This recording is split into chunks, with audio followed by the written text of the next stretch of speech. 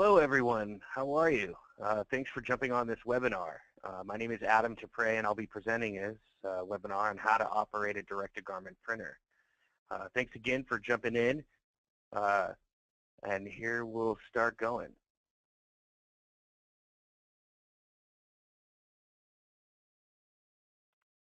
So let's talk about what we're going to cover today. First thing, obviously, we'll do a quick introduction myself so that you have a little bit of a background on myself and what my history in the direct-to-garment printing industry.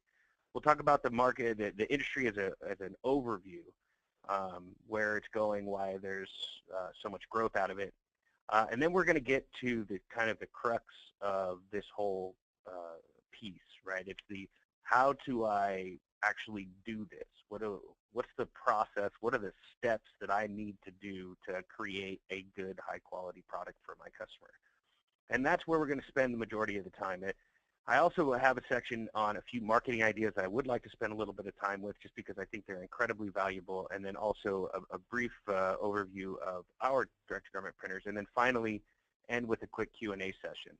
So I'm sure everybody's going to have a lot of questions, and hopefully I can cover them all while I'm going through the PowerPoint here. But if for whatever reason I miss something that you feel is really critical, please answer it at the very end just by sending a chat.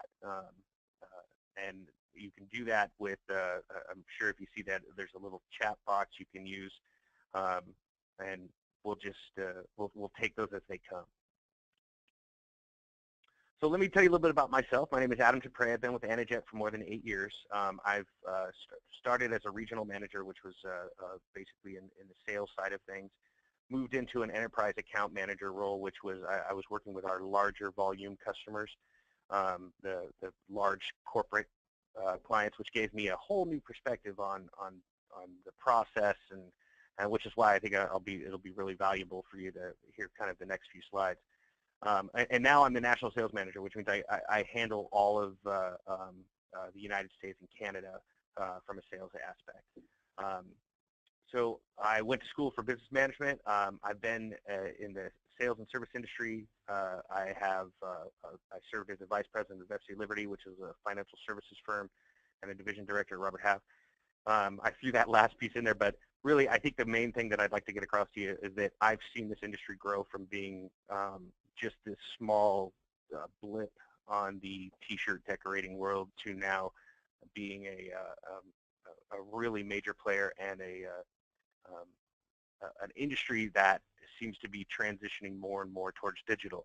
I like to use the analogy that if screen printing was like film in your camera, direct-to-garment printing is like your digital camera that we all now have on our iPhones or phones that we have.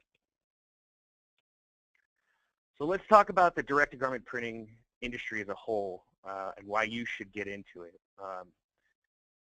We commissioned a few reports through a firm called IT Strategies. In fact, once Rico purchased Anajet, that was one of the first things they did was try to get a better grasp on the industry. So these statistics that I'm going to share with you are pretty relative. They go through 2015. In 2015, there were 217 million shirts were printed on garment printers with an estimated 2.3 billion retail value. And just to give a little bit of perspective here, 217 million shirts in 2015. If we go back to 2008, which was another IT Strategies report, there was something on the range of about 40 million. So you can see that there's been tremendous growth in that. But really, we are still just scratching the surface because we still are, as technology has improved and as technology kind of takes a bigger and bigger chunk out of the typical garment decoration world, whether it be transfers or screen printing or whatever it might be, sublimation. The only segment of that pie that is growing is the direct-to-garment printing section. That pie is getting bigger and bigger as more and more people start transitioning to a digital platform, just like you transitioned from your, getting your film developed at a Kodak store, and now just digitally print it right out onto your computer. So garment printing right now is estimated to be about a $30 billion industry. But there's tremendous room for growth as the technology gets better and better and better. And as we've seen over the, well, at least me personally, as I've seen over the past 8 years, the technology comes in leaps and bounds, it seems. So what are the main benefits? Why is it growing, right? Why are we seeing this huge growth in direct-to-garment printing? Well, the main one, and it's right why it's at the top, is because there's no more minimum order that you need, whereas screen printers, you have that.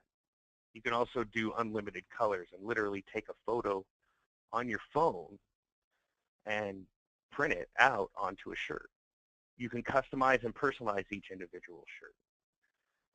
There are now durable, high-volume digital apparel printers that can take just a beating, that don't require as much maintenance and things that older models might have.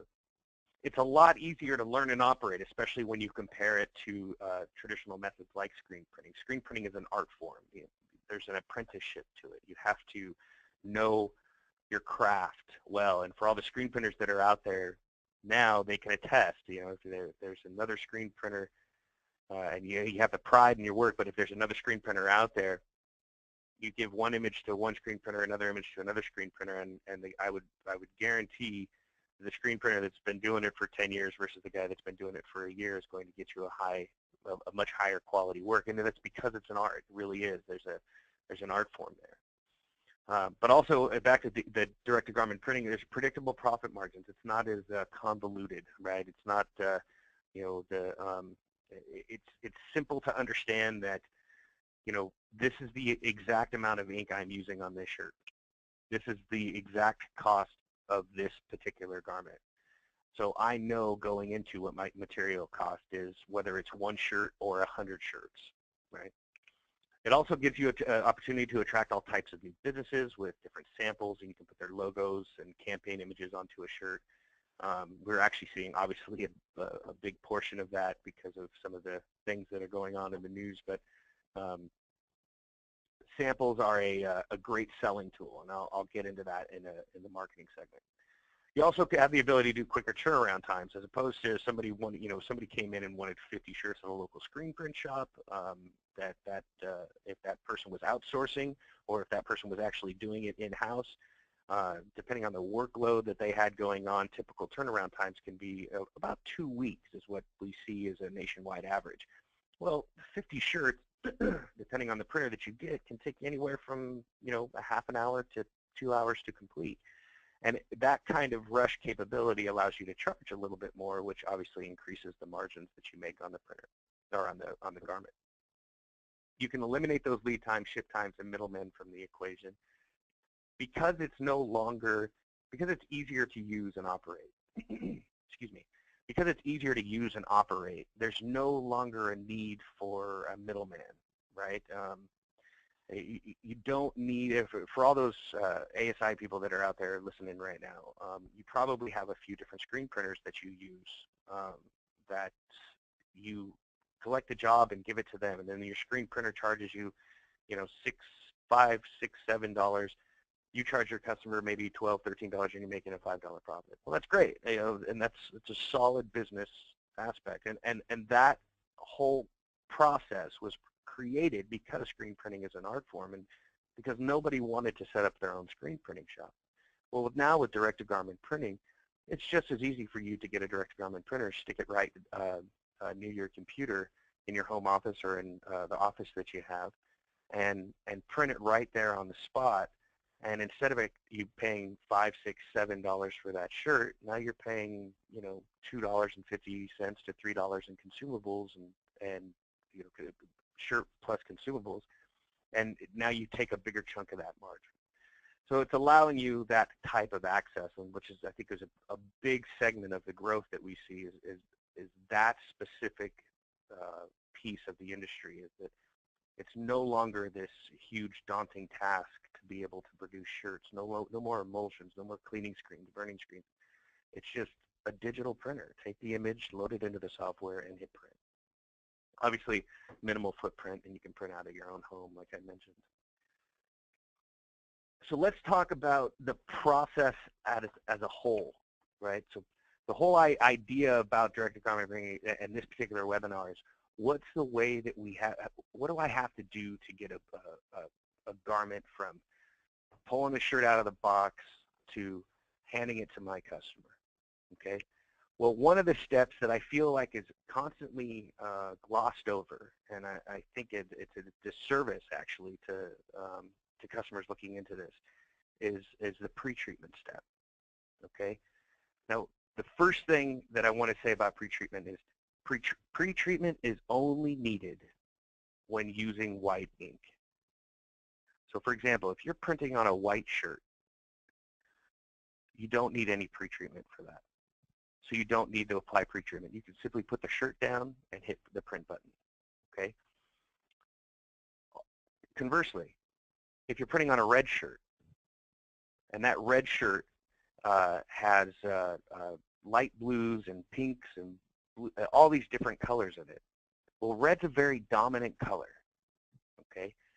And you need to have a white ink underbase to be able to see that light pink in that red, or that green in that red, to make sure that you get those accurate colors.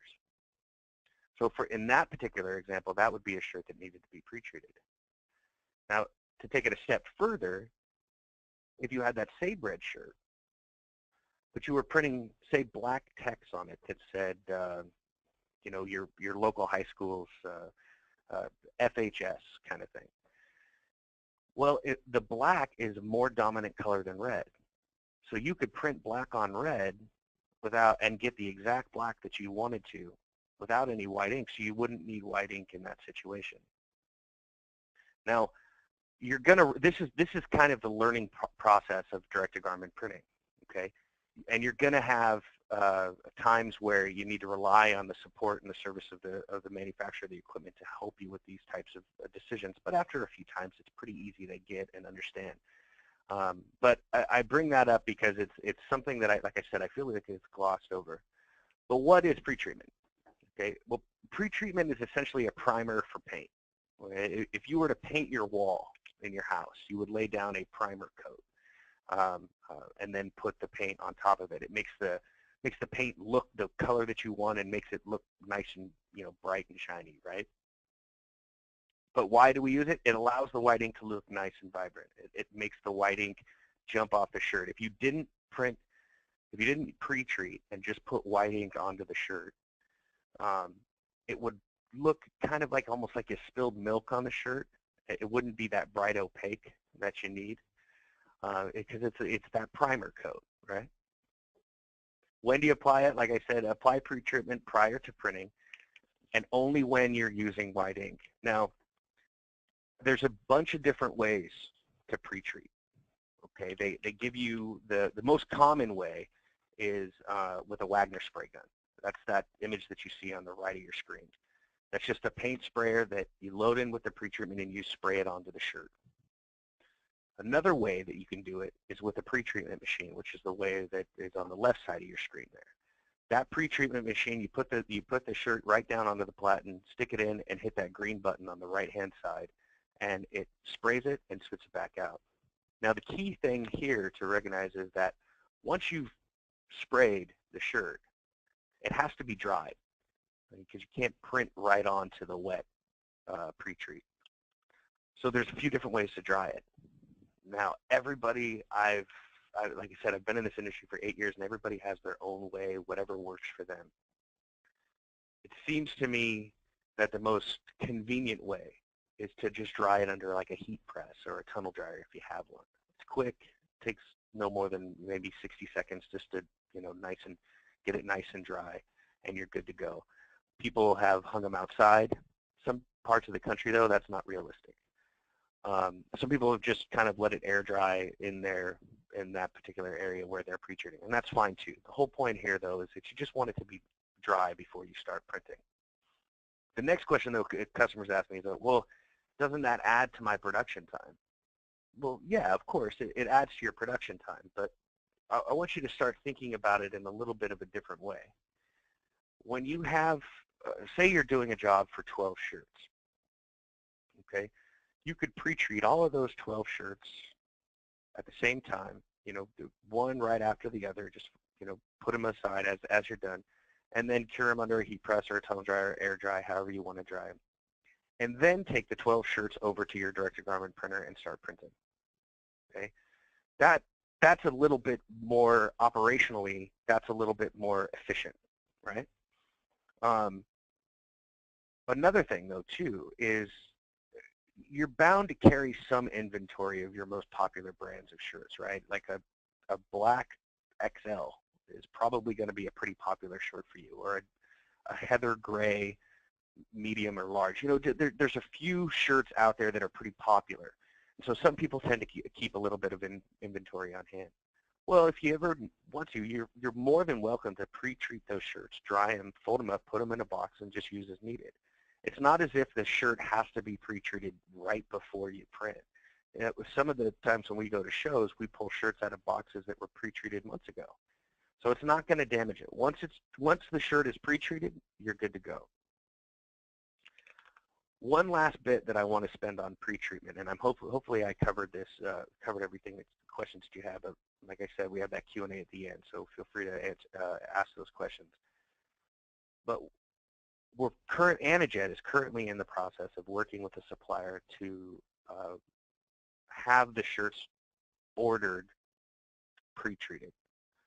So we're looking to eliminate this step completely for you. Now, right now, that's not the case, but as we see technology improve, these are some of the things that we're working on. So the goal for us is for you to be able to purchase a shirt from this supplier that is completely 100% pre-treated, so you can skip this step. And it's something that we're working towards, and hopefully we'll have here in the near future for you. But I'm just throwing that out there just because I want you to be aware that, you know, the technology doesn't necessarily just improve in just the printing aspect. It improves in the facilitation of every aspect of the printing process, right? So we're looking at all different ways to make this more and more convenient for our customers. Okay? So the next step is design. So you have your shirts, they're pre-treated. Okay, they're you know, sitting ready to go. All right, and your customer is giving you this design that they want printed. The key thing that I'll say about a design, the printer can print literally anything that it wants, okay? And it's going to print what it sees. So if you want to see a very high quality product, it's typically a good idea to have a high quality graphic. The higher the quality of the graphic, the better quality of the product. The lower quality of the graphic, the lower quality of the product. It's that old adage I'm sure we've all heard, garbage in, garbage out, right? So how do you ensure that it's a high quality graphic? Well, the main thing is you just want to have a high resolution file. You know, if your customer brings you a you know, a 72 by 72 JPEG, which is on screen, you know, an inch by an inch, and they want it blown up to a 12-inch by 12-inch image right on the front of the shirt, it's going to look pixelated because there's only 72 by 72 pixels in that JPEG. But if you had something that was, you know, 580 by 580, you can make that as big as the shirt, and your image will turn out really well. So there's two things to think about. One, when you're talking with your customers, you want a high resolution image. And this, and you know, just to stop myself really quickly here, that's pretty standard, you know, operating procedure when we're talking, even with screen printers or anybody else. I'm sure you guys run across this already. High resolution image, simple as that. Okay. Now, if you have somebody that is really good at their artwork and things like that, you can ask for two additional things. Okay, the first thing you wanted to ask for is maybe that the file is 300 dpi or larger. Dpi is drops per inch. Okay, so 300 dpi or larger and a high resolution file. Last but not least, and this isn't a necessity, but it does make it more convenient for you. When graphics are created in Photoshop or Illustrator or Corel or whatever it might be that they're using, they typically have different layers, and each layer may be a color. To keep this as simple as possible, say the customer sent you a graphic that had, say, three different colors in it, and it said mom on it, right? And say the M's were red, the O's were white, and the background was black. Now, this, like I said, it's not a necessity, but if you had that original layered file and you were going to print this on a black shirt because the background is black, well, you wouldn't want to print black ink on a black shirt. It's a waste of ink for one, and the quality won't be as good. So what you would like to do is, if you had the original layer file, is eliminate that black layer and only have the mom, the M's and the M's in the image is red and the O is white. That way you're only printing the mom onto that black shirt, and it gives you a much better quality product, and you save on ink cost. Okay, these are those are kind of the three main things that the first two are probably a necessity. The third thing isn't that big of a deal, just because the software that comes with the printer allows you to eliminate that light color. So that black, you could easily eliminate it with the software that comes with the printer. But if you did have the original layered file, overall it just gives you a little bit higher quality product. Now, I gave you a very simple example with the mom analogy, but some graphics can be, especially when they have shadings and they fade out into the edge of edge of the shirt. Original layer file can go a long way and make the overall product that much better. And again, if you have questions specifically about this, I encourage you to rely on your direct-to-garment printer supplier. They can help you, or should be able to help you. I know Anajet does. Should be able to help you get the desired result that you're looking for. And it's like, you know, anything else, riding a bike. You do it a few times, all of a sudden light bulb goes off and you go, oh, I get it. This is easy enough. I can take care of this. But always, again, rely on the support and service that your direct-to-garment printer supplier gives you. Now, with the RIP software that we manufacture, we have like I said, you can actually physically go in and eliminate colors like that in our software. That's that second bullet point that says automatically remove a background color. It also has an ink cost calculator, so even before you print, you know exactly how much ink it's using. And that way you can accurately, you know, price your product. There are different ways to customize the art. You can increase the brightness, the contrast, the saturation. And with us, we give you, anytime we make any improvements to our software, we give it to you for free. So free software upgrades. But that's the initial piece, right? So if you're doing 12, let's say we're doing that Anna Rip shirt that you see right on front of you. Once you get it dialed in once, right? You've got your color, you got your settings, everything's good, and you hit print and you send it to the printer. You don't have to go back and redo this step. Okay. Once you've hit print and send it to the printer, you can send it with as many copies as you want, or physically on the printer, you can add additional copies as needed. Okay, so and one nice little feature is, at least on the Empower series of our printers, you can take once the graphic has been sent to the printer, there's an internal hard drive in the printer that has 8 gigs of memory, and it actually can store the graphic on the printer so that you'll never have to rip it again. And if that customer comes back a couple weeks later and says, hey, I need 2 more of those, you don't have to go through any of that process anymore. You can just go directly to your control panel onto the printer, find the right job, put down the shirt, and hit print. Okay, so I just basically took you through the 2 most complicated pieces of the process, and as I think we all can see, it's really not that difficult to do. If we were talking about screen printing, to give you kind of a comparison, that image that you see on your screen probably has 15, 16 different colors in it. So a screen printer would have to use a CMYK process to get that done, but they would have to create 4 different screens and 4 different layers, and the artwork that would go into that would probably take them you know, the better part of an hour to get it dialed in. Whereas with ours, you would just drag and drop it right into the software itself, remove the background color if it's applicable, and hit print with the default settings, and you'd be off and running.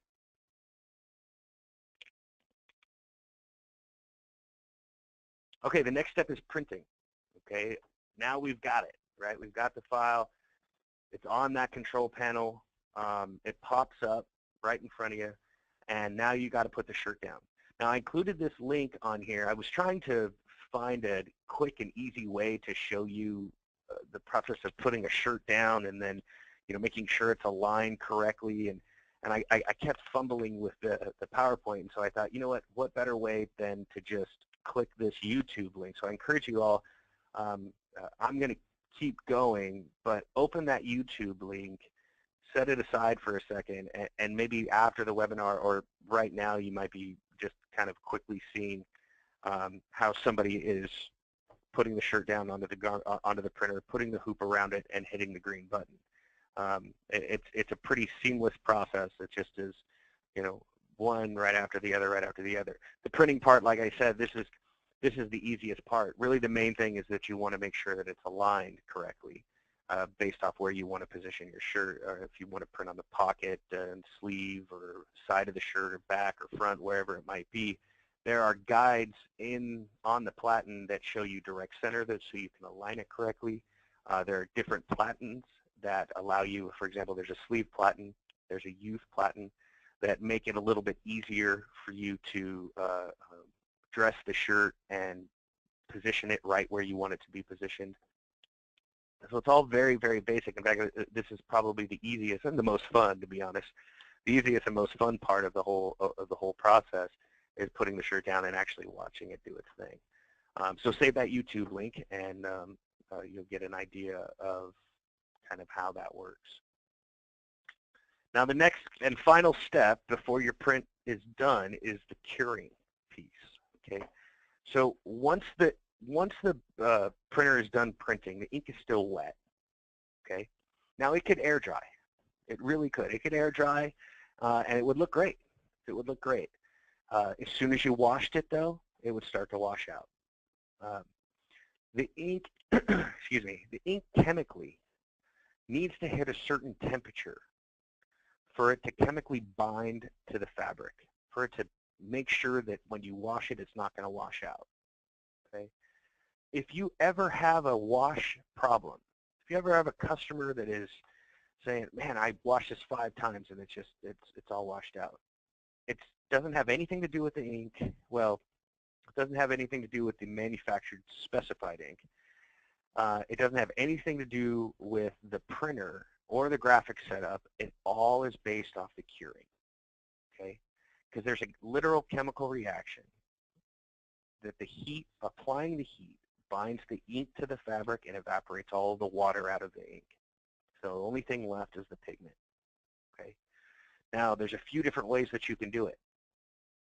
The most common way is with a heat press. That's that one that you see on the right there. Another way is with a tumble dryer. That's the thing that you see on the left. Both work very well. And based off where you're at with your, and where you're planning on setting up your direct-to-garment printer, space is probably going to be your biggest determining factor. All right? Now, one nice piece is that for a light shirt, so that means a garment that doesn't require white ink, so a light or pastel colored type shirt, you can up the temperature, excuse me, you can up the temperature to 56 degrees Fahrenheit for 35 seconds, and that's enough to cure the ink onto the fabric, okay? But if you have white ink, you have to drop the temperature to 330 degrees and cure it for 90 seconds. Now, one last little note, that dark shirt setting, that 330 degrees Fahrenheit for 90 seconds, will also work for light colored garments as well. But typically light colored garments print faster than dark colored garments. So it's nice to have the option to be able to, say, print a shirt in 35 seconds and cure a shirt in 35 seconds so you can get a nice little production line going. That's the idea. Now, I do want to point out one quick thing. I had this customer about 3-4 years ago. She called me up and said, Adam, something's going on. My shirts are washing out. And I said, all right, well, that's kind of weird. Can you send me a picture of this shirt so that I can take a look at what it looks like? And she sent me the picture of a photograph she printed on the shirt.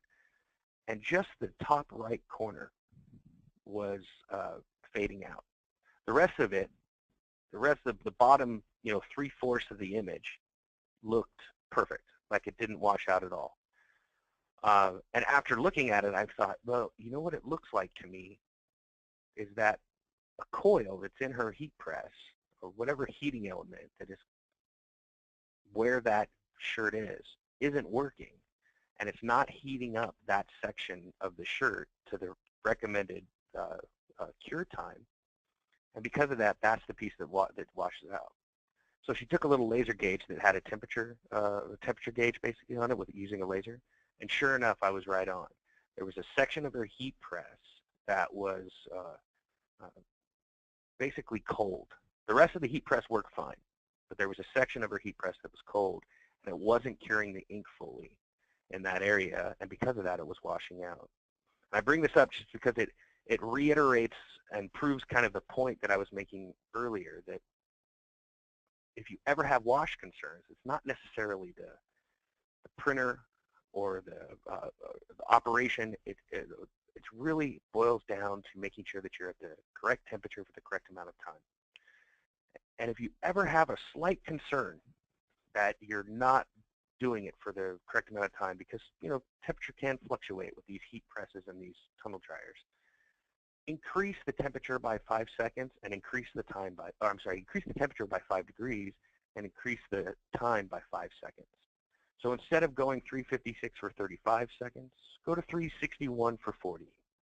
Or instead of going 330 for 90 seconds, go to 335 for 95. That way you'll ensure that the garment is getting cured adequately and is going to withstand the wash. Okay, and then the inevitable question is, well, how long does it last once it's washed? Well, even if you cure it perfectly, 100%. Well, a lot of that depends on the type of garment that you're using. Okay, some garments are a higher quality cotton, and that can play a small, minimal effect. But I'll tell you, I have had shirts that I printed over 8 years ago that are still in my dresser drawer that I've washed 100+ times, and they still hold up well. As long as you're curing, you're going to be in good shape. And with the way that the ink is today and how it's improved, your shirt should last just as long, if not longer, than a screen printed shirt, and you'll get a lot better feel out of it. So that's the curing and the final step. So you cure it, it pops up, boom, your shirt is done. Your shirt is done, ready to be packaged up, or however or given directly to your customer, and you're good. So that's the process, right? So let's recap real quickly. So pre-treat the shirt. Okay, remember, you can pre-treat them in advance. In the software, make sure you have a high resolution file. Try to have it at 300 dpi or greater, and eliminate the color that's in that you're printing the shirt on. Okay, so if you have an image that is going on a black shirt and there's black in the image, try to eliminate that black. It's a waste of ink, and it won't look as good as if you did eliminate the black. All right. Then there's the print process. Put the shirt down, align it according to the grooves and the markers that are on the platen, or use the appropriate platen, the sleeve or youth size platen or hat platen. Use the appropriate platen based off what you're trying to print on. Okay. Then hit the green button, print it out, and take it over to your curing section, which is your heat press or your tunnel dryer. Most commonly, like I said, is the heat press. And that's it, guys. That's it. And just to kind of, expand on this point, if this whole webinar was about screen printing, I'd just be at the section where I am doing my emulsions, or I'd just be at the section where I'm officially putting ink onto the screen after I've set it up. The process is simplified. The process is much easier now. And you can get high quality results and do that much more. Right? Give yourself more colors and not be restricted by the amount of minimums that you might have to have. Right? Okay, so that was the process from start to finish on how to print. But where are you going to get the jobs?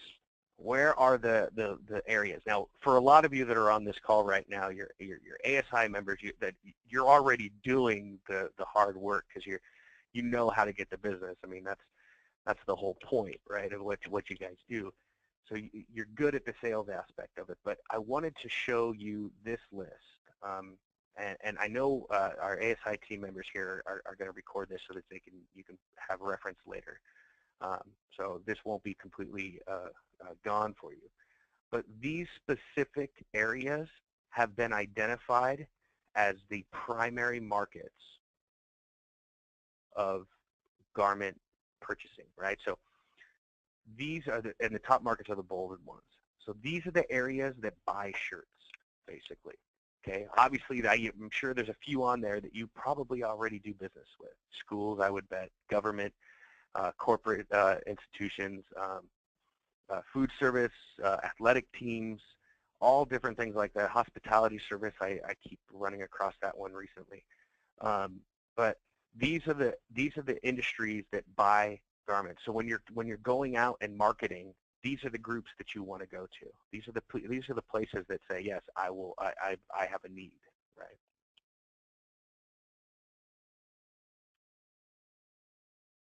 But where do you start? Well, the first thing I would do is I would focus on your community initially, right? For all of you that have that customer base already established, I'll give you the best advice I can give you. Real quickly, this is it. If you have an established customer base that is ordering shirts or is not ordering shirts from you, do this for me. We got Halloween around the corner. On your shirt, print a pumpkin, and on the bottom of it, print no minimum order, unlimited colors, 48-hour turnaround time, customize, personalize each individual shirt, and then the very bottom, all of your contact information, and give it as a free sample to all of those customers. Just give it to them as a free sample. It's a $2 shirt with 20 cents worth of ink. Okay, it's the cheapest marketing tool you'll ever have, but here's the brilliance behind it. Okay, nobody throws away a shirt. You hand out a business card, you hand out a flyer, that ends up in the trash on somebody's desk. They don't look at it, maybe down in the seat, in between the seat in their car. However much we'd like to think that the business card and flyer are very popular marketing techniques, and they are to some extent, your conversion rate will be much, much higher with a t-shirt, and still at a very minimal cost and minimal time for you. $2.20 shirt, like I said. And what did it take you to print it? A minute and a half tops, and that's including curing. So give it to your customer and let them know. And they may not have a need right now, but the beauty is nobody's going to throw it away. It's going to end up in their closet, their dresser, somewhere, and maybe even in their rag bag. But the point, every time they see it, they're going to know, oh yeah, that's the group that can do shirts for me. Okay, but when I talked to, so now, say that's for the customers that have their existing customer base, right? You have people that you work with already. Okay, now what about the people that you don't have, or people that don't have an existing customer base or want to expand their customer base? Do the same thing, but print 20 samples every week. 20 pumpkins that highlight the no minimum order, the 48-hour turnaround time, customize, personalize each individual shirt, all of the benefits that you can offer, unlimited colors, right? All your contact information, and go to all of those places that I had on that slide prior to this one. Go to the athletic teams, go to the schools, go to the bars, go to the restaurants, and drop off the shirt. Say, hey, here's my business card, but my business card is my shirt, right? Just say, give it to them. Hey, here's what I can do for you if you ever need it. All right. And just do it and every week identify 20 places in your immediate area that you can do that to. And I'll bet you anything, within the first 90 days, you'll generate enough income to pay for your printer. 20 a week. And what's it cost you? 30 bucks a week? Total marketing budget. What is it? $120, $150 a month? And that'll give you enough income to pay for your machine. I'll guarantee it. And I didn't just come up with this, so I'm not just pulling this out of my mind here.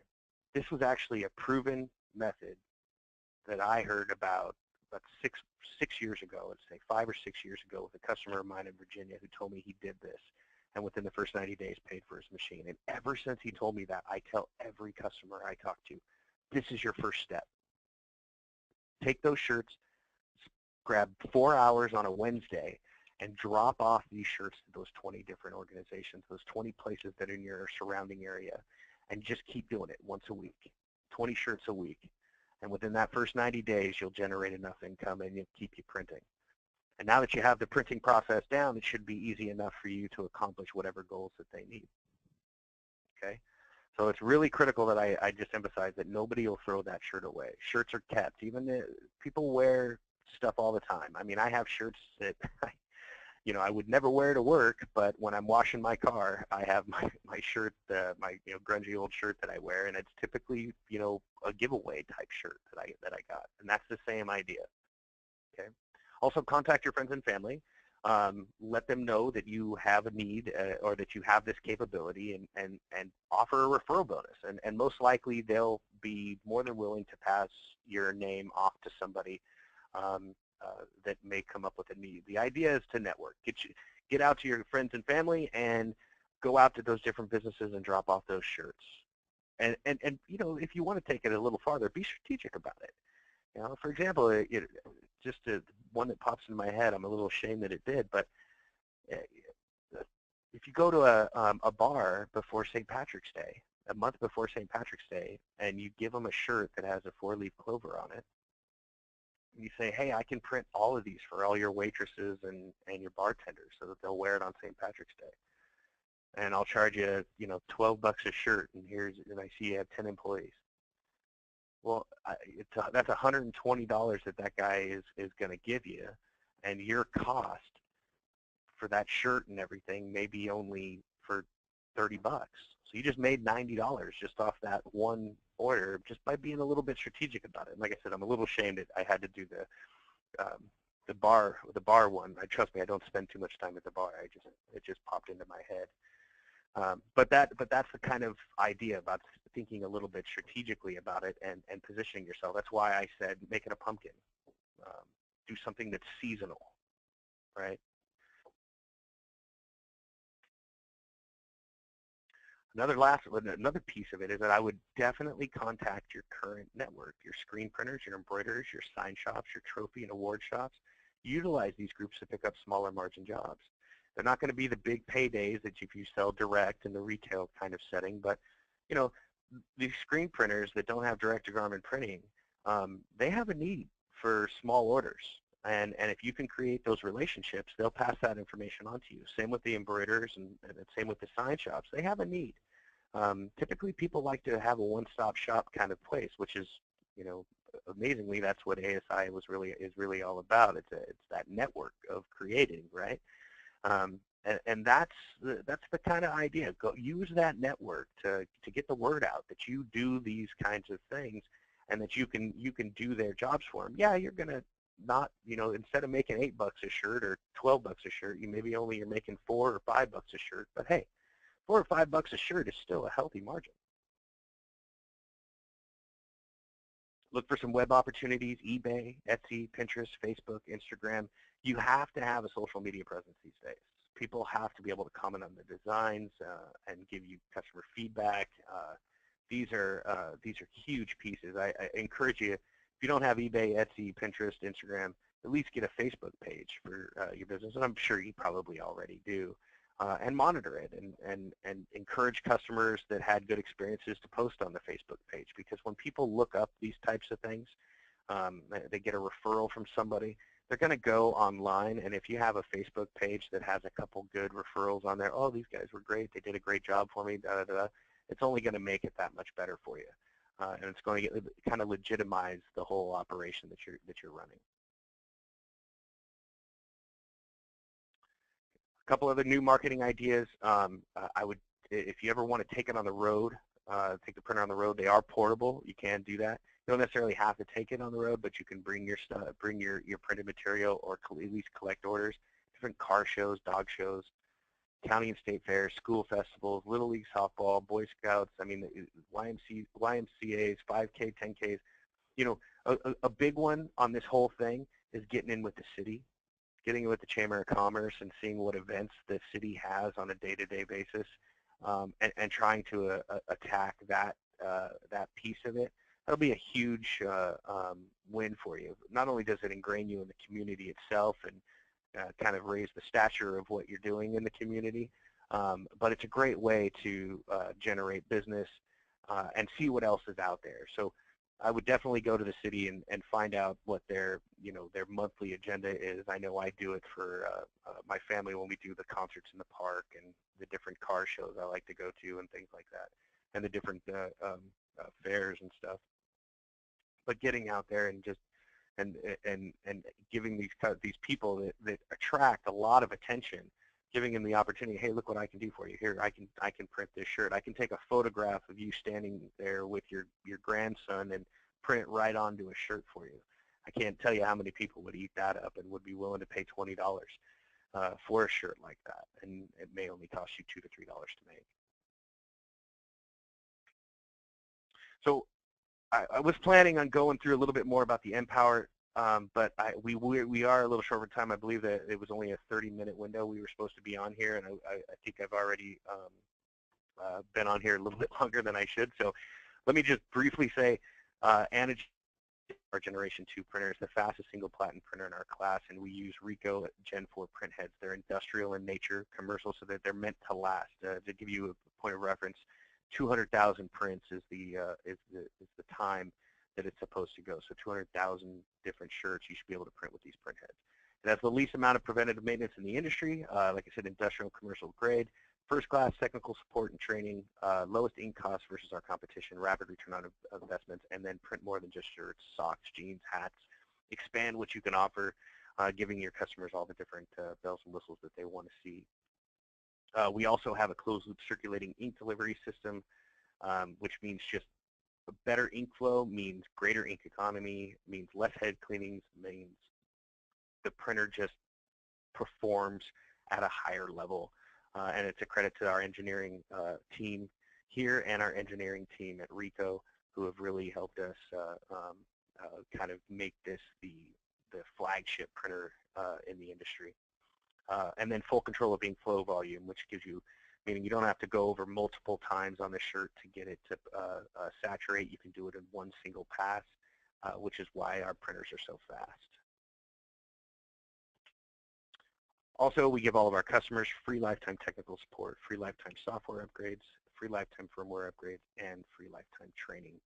We're here to support you. I was mentioning it a little bit before, but our support team isn't just referencing the machine itself.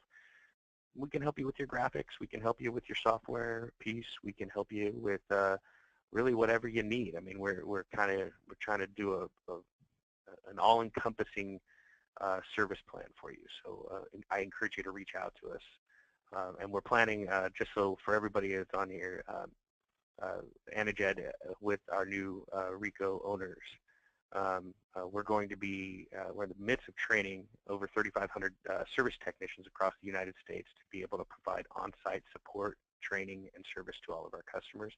We're in the midst of doing that and should have it be rolled out here pretty soon. All right, so let's do the Q&A. I can see we already have a few. Let me see if I can kind of go through these one-on-one. If you have any, go ahead and send them over. I heard that everyone listening today gets your DTG for half price. Is that right? No, I wish. I'd sell a heck of a lot more of them, but that's a good question. Everybody that is involved in this webinar does get preferred pricing now. It's not half price. I wish it was, but all you have to do, if you don't have a contact here at Anajet, you can email me directly. I'll speak my email here really clearly for you. It's my first initial A, and my last name, which is T as in Tom, I, P as in Paul, R as in Robert, E as in Edward. So ATIPRE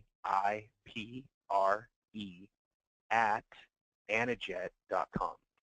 If you don't have a contact here, feel free to email me, and I'll put you in contact with the right person. But anybody that is attended this webinar does get preferred pricing for a limited time, and it's a savings of it's pretty substantial. I don't want to go into details because we mix and match depending on what the customer's needs are, but I can tell you that you're going to save anywhere from $7,000 to $10,000 in that range. So it's a pretty aggressive pricing. So thank you for joining.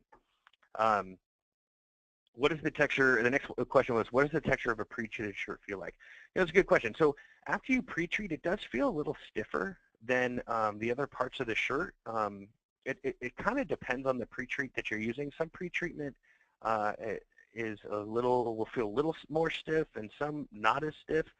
And you know, the shirt can play somewhat of a part too. If it's a ring spun shirt versus just a typical crossbed shirt, that plays a part. But it'll wash out. I think that's the most important thing. So after the first wash, the pretreatment is gone. It's no longer there. The only places that that's still there is under the print itself. So it does feel a little bit stiffer, but I think your customers, you know, you just let them know, hey, this is the process we use. It uses a pretreatment. As soon as you wash it, any stiffness that you're feeling is going to go away. You can also pre-wash your stuff if you want to. I think that's a little excessive. I think most customers are pretty reasonable and understand that with this new process, this is what it's going to be like. One thing though, when we do officially start providing pre-treated shirts, the entire shirt is going to be pre-treated. So the entire shirt will feel the same. So there won't be a clear distinction. So that's kind of a benefit. But like I said, it does feel slightly stiffer in the areas that it was pre-treated. Do I have a demo of the ink cost calculator? I don't have one I can show right now. But if you email me, I can do like a quick cut and paste kind of thing and show you the ink cost calculating piece. But it's kind of nice in the software. Like I said, as soon as you hit print, even before you actually physically put the shirt down, you don't have to print the shirt, but it'll tell you, okay, based off these settings, this is what your ink cost is going to be. And typical ink cost, just so that we're all on the same page. For a light shirt, again, not using white ink, it's about 20 cents. And for a dark shirt with white ink, it's about 80, 85 cents. Plus or minus, you know, 20, 30%, depending on the size of the graphic, right? A pocket print will be much less ink than a full, you know, 18-inch long print. Question 4 was, how can I get a machine for my business? Like I said, feel free to reach out to me directly here at Anajet, or if you already have a contact here at Anajet, you're more than welcome to reach out to them. But I can put you in contact with the right people so that you can get what you need. Question 5, how does the Anajet connect to a computer? Is a wireless connection an option? Yes and no. So there's some fuzzy features. So typically the most common way is people take a USB connection directly to their computer. And the computer can, you know, plugs right into the printer. And that's the most common. But the printer can be a standalone item. It doesn't necessarily need a computer attached to it to run. You can have all of your files onto your computer, transfer them over to a thumb drive, and on that thumb drive, plug it into the printer because there are a port in the back and on the front control panel. And you can plug your thumb drive into your printer, and all of your files that are on that thumb drive will show up on your printer, and you can print directly from there.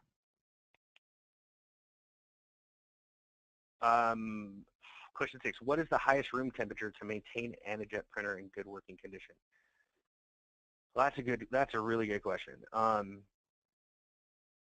The way that I tend to think of this, you know, in our operation manual, I believe it says 90 degrees.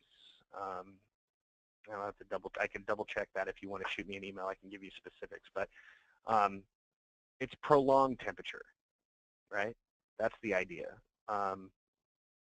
If you're in an operating environment where, man, it got, you know, super hot in the middle of summer, it was 105 outside and 95 inside, and that was just for a day, you're gonna be all right. It's not gonna hurt you. You'll be fine.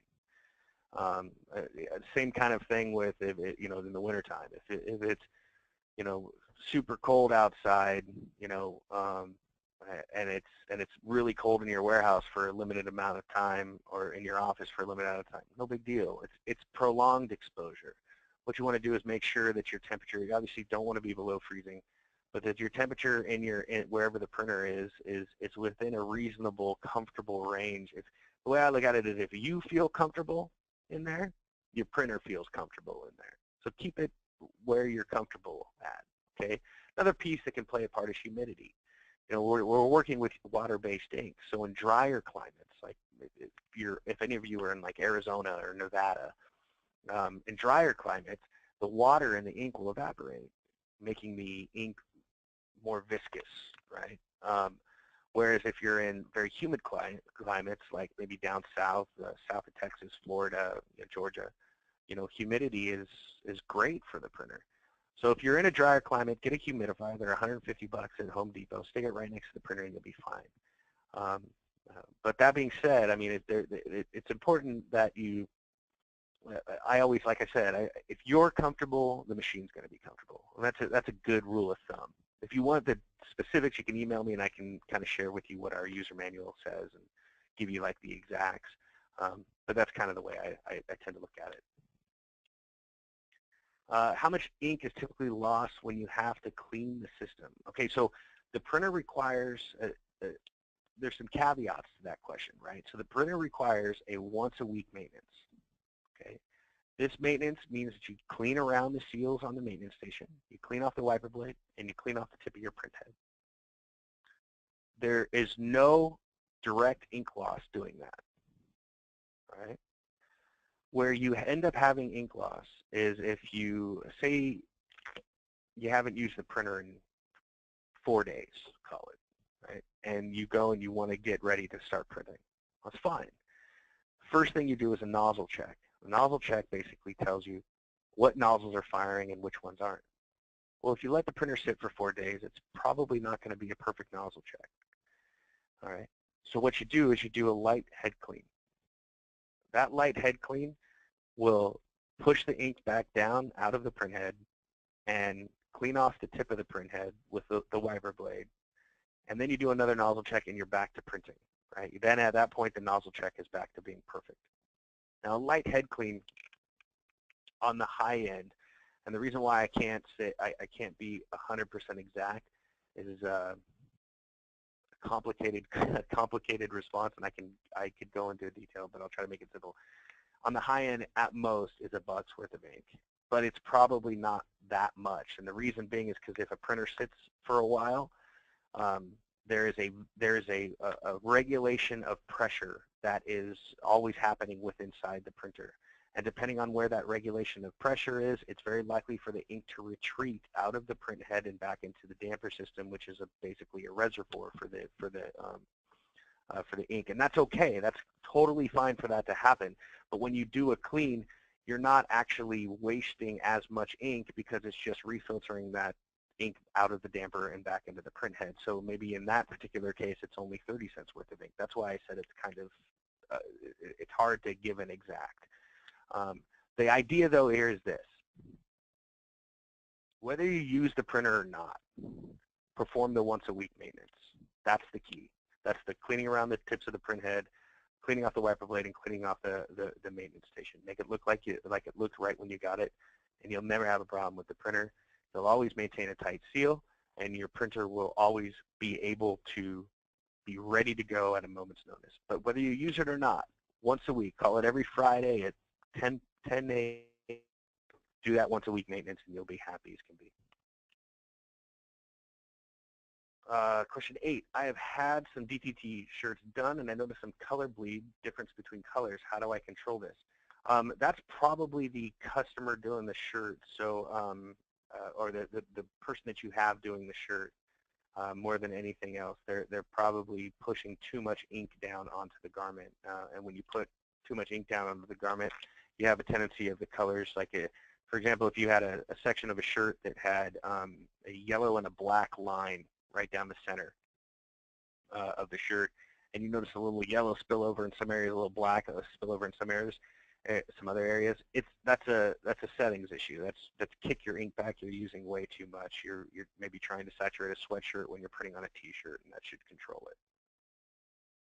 Question 9, do you offer financing? Yeah, we do. We have a few different options for you. Just contact us directly, and I can get you the right people. What is the cleaning process, and what is the shelf life of the ink? So the cleaning process is what I just said, the once-a-week maintenance. The shelf life of the ink, very good question. For the white ink, it's 6 months. For the CMYK, it's a year. Okay. Question 11, you gave a list of advantages in the beginning of this presentation. However, what are the disadvantages? Oh, good question. I would say when you start getting into orders that are like 500 pieces of the same shirt, like say we're printing something for the Ohio State Buckeyes. I hope there's not a lot of Michigan fans on here. But say you're printing OSU on a shirt, and you have 500 of those. That's going to take a while. Whereas a screen printer could do those, even though there's a lot more setup involved, those 500 shirts, actual screen print time is a couple hours. Whereas with even the fastest direct-to-garment printers is maybe, 4 or 5 hours. So the disadvantage is when you start to get to a high volume of shirts of a very simple design, meaning 1 or 2 colors. When you get into, you can still do a 500 shirt order if you have a design like the photograph or a design that has 10 or 12 different colors in it. At that point, the advantage is still in your favor. But when you do, if there's a 500 shirt order and it's 1 or 2 colors, it's probably more cost effective just because of time and labor to have that screen printed than it is to do it through a direct-to-garment printer. But as, and just for point of reference, if you asked me that question 3 years ago, I would have said 150 shirts or greater. So in the last 3 years, because the printer technology has gotten better and printers are faster, let's say, 500 is probably your cut. That's a disadvantage, I would say, that is the one that pops into my head. Where can I go to get data on the pretreatment for GP? Where can I go to get data on pretreatment? I can give you the data that you need. Maybe email me and I can try to direct you to the right spot. I'm not sure exactly what you're asking, but I can do my best. Question 13, can you over-cure a shirt? Yeah, not necessarily over-cure, but if you have a shirt that is under a heat press too long or in a tunnel dryer too long, it can burn the shirt. So you don't want to do that. Most of the heat presses that are out there have an auto pop-up feature, so after it's done with its 90 seconds or whatever time you put on it, it automatically pops up to prevent that.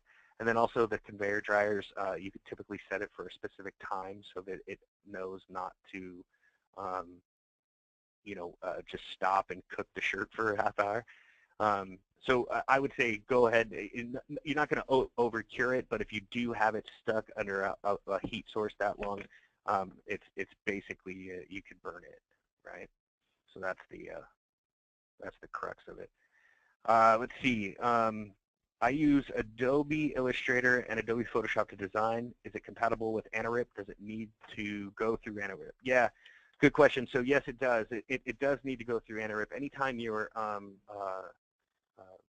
any files, I have JPEG, PNG, TIFF, Illustrator, Photoshop, PDF. The printer has to read the certain file, and the reason why is in Photoshop, Illustrator, and those types of graphic softwares, there's no button to tell the printer to put a white ink underbase down, but in our RIP there is, right? So it has to run through the RIP. I mean, that's one of the features, but in addition, it's also, it tells, like I said, tells the printer where to put the white ink underbase, but it also tells the printer what the correct color profile should be and how to convert these files into the correct color profile. So that's where the RIP is. So you would just need to either save it in whatever you feel comfortable with, like I said, a Photoshop file, Illustrator, PDF. I typically use PNG files because they're small and they maintain transparency. And they don't eat up a lot of memory.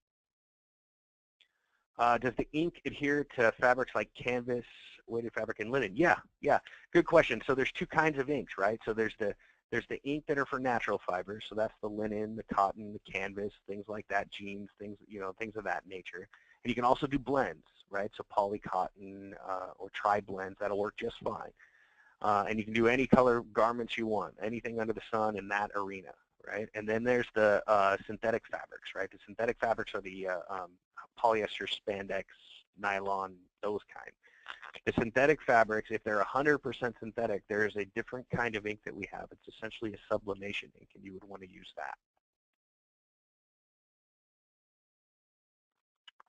What happens if you don't print every day? Does that cause a print ink? And how easy is it to correct? No, yeah, like I said, once a week maintenance. Whether you use the printer or not, do the maintenance once a week and you're good to go. Can you give your email again? I think everybody just got my email. It's atipre@anajet.com, and I'll make sure I get you all the additional answers that you need. Can you save your design from the RIP software onto your computer? Yes, absolutely.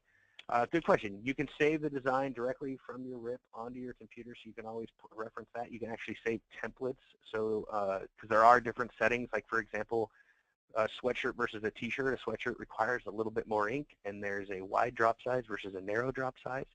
Wide would be for the sweatshirt, narrow for the t-shirt. So you can just create a template. So anytime you're going to do a sweatshirt, you don't have to go through the whole thing again. All you have to do is open that template, drop your image in, hit print. So it makes it nice and easy for you. Next one, do you ever think they'll be able to print ink from a wide format printer onto paper that can be heat pressed onto the shirt and last? You know, I think the technology is in all these arenas is getting better.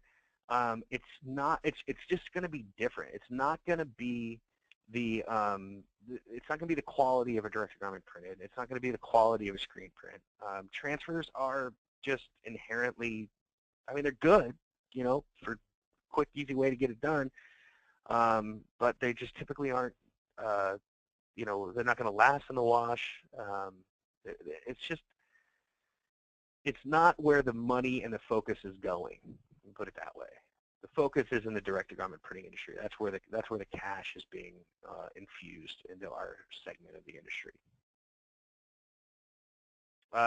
Question 20 is, what is the initial cost for software and ink minimum? Assume special printer needed. So the software comes with the printer, and then the ink price per print is about, like I said, 20 cents for a light shirt and 85 cents for a dark. I hope that answered your question.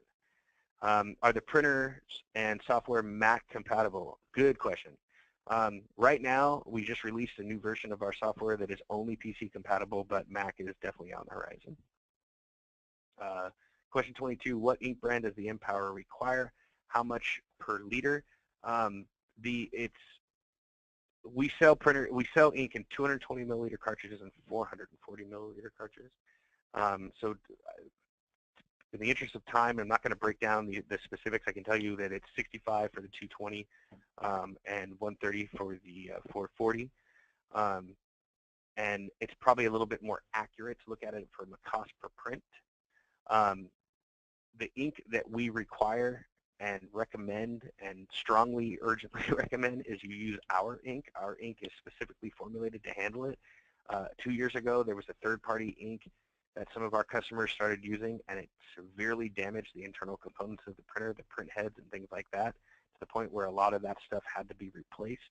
It was really unfortunate for about 100, 150 of our customers. It was just and it was all based off third-party ink. Be careful what you put in your printer, and any printer, it doesn't matter if it's Anajet or whoever, use the ink that they recommend.